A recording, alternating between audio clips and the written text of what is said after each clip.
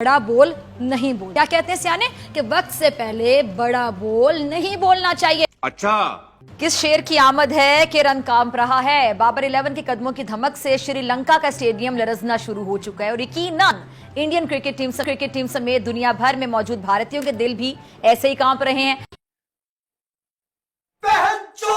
वैसे मेरा पर्सनल मशवरा यह है कि भारत में मौजूद जो कमजोर दिल हजरात हैं वो कल मैच देखे ही ना।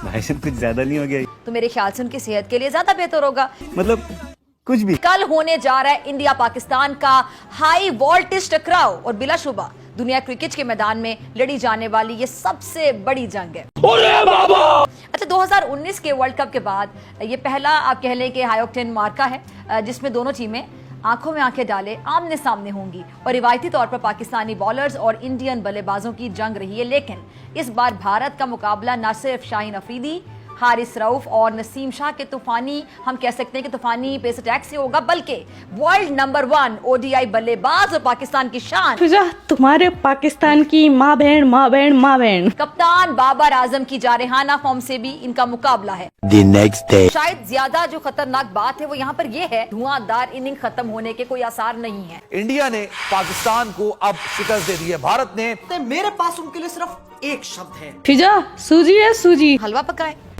प्रोग्राम का आगाज करूंगी इंतहाई दुख और अफसोस के साथ। ओके। और ये सारी सूरत हाल हम तो कह रहे थे भाई आ जाओ, कोई भी ऑस्ट्रेलिया वालों, न्यूजीलैंड वालों, साउथ अफ्रीकन हो, इंग्लैंड हो, भारत के सूरमा जो आ जाओ भाई, हमारे पास तो वसीम बक्कार और शोएब दोबारा से आ गए। सर ये 337 रन का टारगेट दे दिया है, ये किसकी गलती की वजह से हुआ है? पाकिस्तान की कप्तानी सही नहीं थी, बॉलिंग सही नहीं थी, 2 विकेटें ली हमने, सिर्फ आखिर में भी आउट नहीं कर सके जब वो बिल्कुल आंखें बंद करके घुमा रहे थे। लानत है तुम लोग पे, लानत। भाई आप ये कह सकते हैं कि एक ये बुरा दिन था और मुसलसल वेट कर रहे थे और नेचुरली थोड़ा सा प्रेशर भी था पाकिस्तान का फेवरेट होने का। लेकिन मेरी याद समझ में ये नहीं आई कि बाबर आजम साहब को देखें, वही जो बात हम 2-3 दिन से कह रहे थे कि आपके पास एक स्पेशलिस्ट ये होना चाहिए था, स्पिनर होना चाहिए था।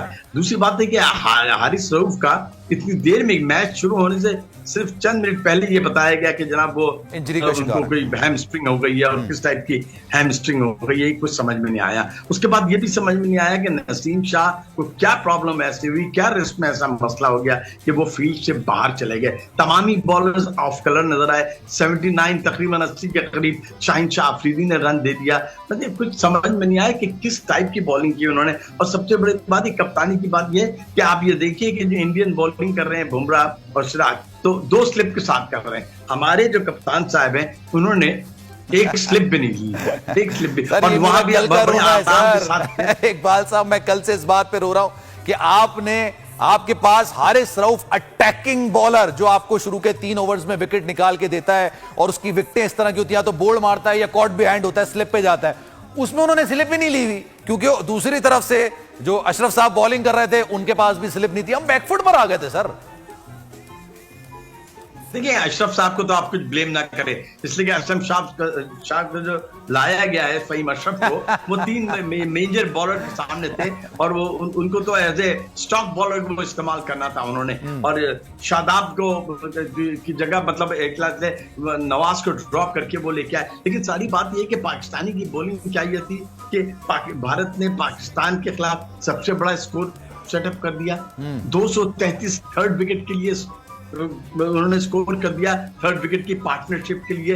आप ये देखिए विराट कोहली ने 13,000 रन बना दिए ओडीआई में और फिर ये इनकी 47वीं सेंचुरी थी, टेस्ट सेंचुरी थी। अब सिर्फ 2 सेंचुरी पीछे रह गए सचिन तेंदुलकर। पाकिस्तान की बॉलिंग में ना कोई निप थी, ना गेंद मूव हो रही थी, ना ही स्विंग हो रही थी, ना। और मेरी अपनी ख्याल है कि प्लेयर्स ने एफर्ट भी नहीं किया। नसीम शाह साहब तो थे, एक कैच गया था तो उन्होंने एफर्ट भी नहीं किया। और कमेंटेटर्स भी कह रहे थे कि ये इट्स वेरी सरप्राइजिंग। अच्छा इकबाल साहब, आपकी बात जरूर कटेगी, लेकिन मैं फिर ये बात ऑब्वियसली क्योंकि आप इतनी इंपॉर्टेंट बात कर रहे हैं जो मैं आपसे बात करने जा रहा हूं ना, फिर ये मिस हो जाएगी। सर ये तमाम चीजें अपनी जगह पे हैं, जो आप खामियां गिनवा रहे हैं, तमाम चीजें अपनी जगह पे।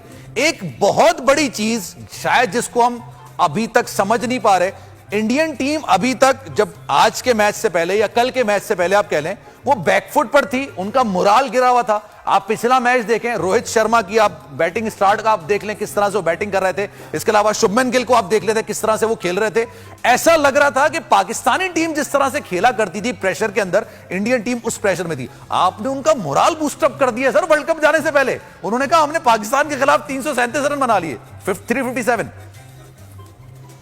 देखिए ये हमारा ख्याल है, हम समझते हैं कि जनाब ये इंडियन ज्यादा ये है कि वो बहुत ज्यादा शो ऑफ नहीं करते। आप ये कह रहे हैं, आपने शुभमन गिल की बात की, आपने रोहित शर्मा की बात की, दोनों 50-50 करके गए हैं जनाब ओपनिंग स्टैंड में। 121 रन का स्टैंड था आपके लिए उस जमाने, उस वक्त भी। के बाद विराट कोहली और कनूर, लुकेश, राहुल ने ये कमाल की इनिंग्स खेली। वो एक इंजरी के बाद आए, उस इंजरी के बाद आने के बाद उन्होंने पाकिस्तानी बॉलर्स को जिस अंदाज से टैकल किया, जो उनकी टाइमिंग थी और जिस टाइप के उन्होंने स्ट्रोक्स खेले, 4-5 स्ट्रोक्स तो कमाल की बात है। 10 बाउंड्रियां मारी उन्होंने, 3 सिक्सेस मारे। तो मेरा अपना जाती ख्याल है कि पाकिस्तान की बॉलिंग जो थी वो according to the line of length नहीं थी और मेरे ख्याल में डायरेक्शन लेस थी। कैप्टन आखिरी के 10 ओवर जो थे वो ऐसा लग रहा था पाकिस्तान की टीम एक बिखरी हुई टीम नजर आ रही थी, बिल्कुल जिनके पास कोई डायरेक्शन नहीं था। बाबर आजम खुद भी उनके समझ में नहीं आ रहा था कि वो क्या करते। आप ये देखिए कि इफ्तिखार अहमद को वो लेके आए, भाई इफ्तिखार अहमद से आप क्या एक्सपेक्ट करते हैं? वो उनको तो आपने एक चेंज ओवर के लिए लेके आए थे ना। यहाँ आपका एक्सपोज होता है कि आपके पास एक रियल मानो में एक ओरिजिनल स्पिनर होना चाहिए था। भाई अगर शादाब फेल हो गए थे तो वो ओरिजिनल स्पिनर होना चाहिए था।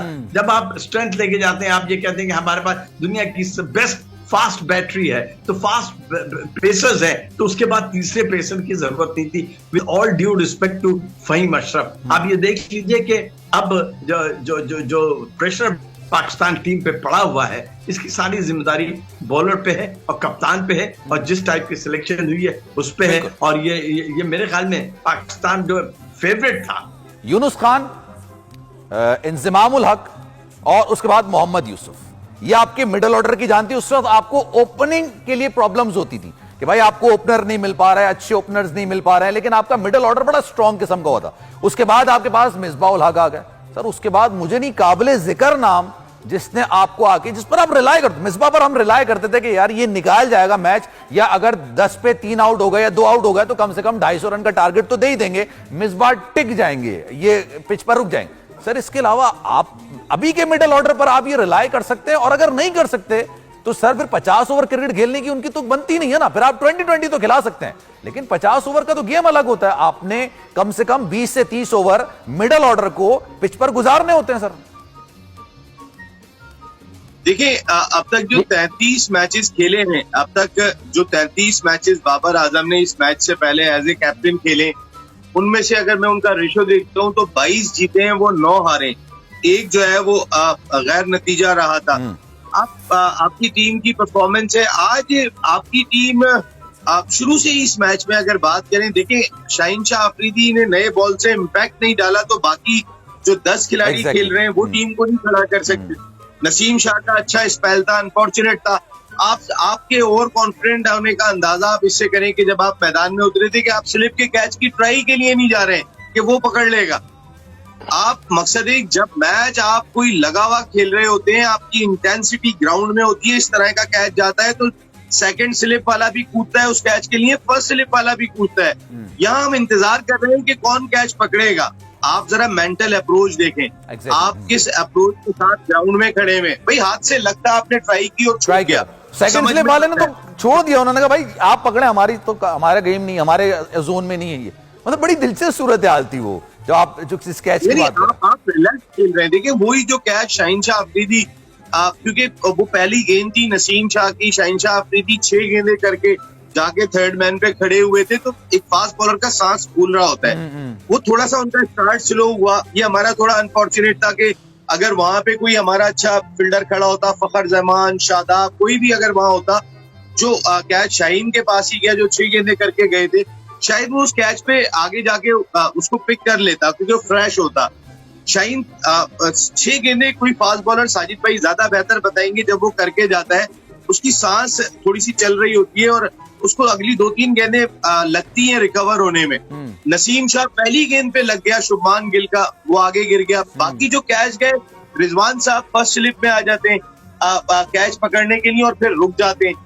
कहने का मकसद है भाई तुम अगर जब आ ही गए हो तो तुम अटेम्प्ट करो जाके। हमने माजी के अंदर देखा है सेकंड स्लिप में भी विकेट कीपर कैच लेता है। इंटेंसिटी, वो जो एक आप फोकस करके आते हैं ना कि इस मैच थे, मोइन खान थे, ये बड़े बेहतरीन किस्म के कीपर हुआ करते थे। सेकंड स्लिप पे जाके इन्होंने कैच पकड़ा। या तो आप उसको अटेम्प्ट करें या फिर अगर आपने स्लिप रखी हुई है तो फिर उस पर रिलाय करेंगे भाई आप पकड़ लो यार।